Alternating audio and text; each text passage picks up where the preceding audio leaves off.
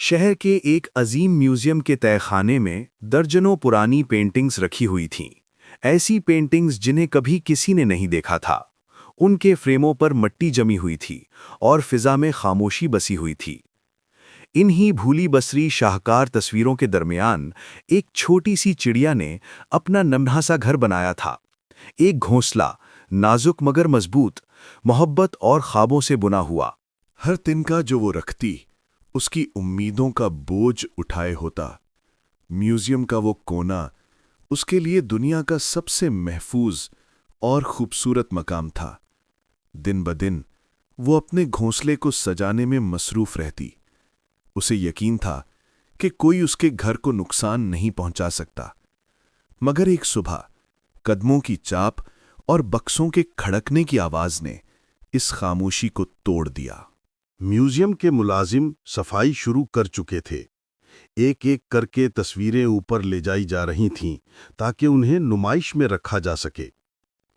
दूसरी चिड़िया शोर से डरकर अपने घोंसले छोड़ गईं, लेकिन ये छोटी सी चिड़िया टस से मस न हुई। सब तस्वीरें तो नहीं उठाई जाएंगी, उसने सोचा। यकीनन मेरा घर महफूज रहेगा। वो उम्मीद से चिमटी रही और उस जगह को छोड़ने के लिए तैयार ना हुई जिसे वो सबसे ज्यादा चाहती थी। मगर तकदीर ने कुछ और सोच रखा था। एक सुबह मजदूर उसके कोने तक पहुंच गए। उन्होंने वही तस्वीर उठाई जिस पर उसका घोंसला बना हुआ था। वो बेबसी से फड़फड़ाई मगर कुछ न कर सकी।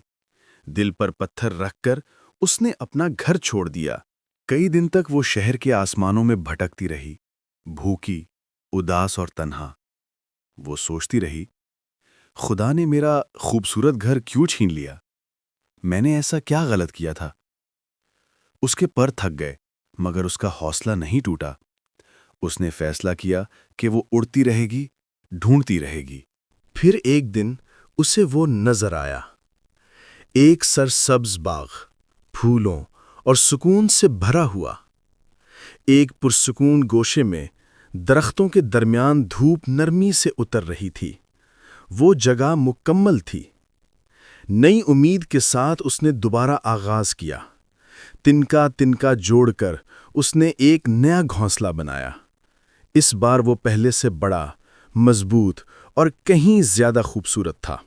जब वो अपने नए घर में बैठी तो उसे एक एहसास हुआ, अगर मेरा पुराना घोंसला ना छिना होता तो मैं कभी इस जन्नत को ना पाती।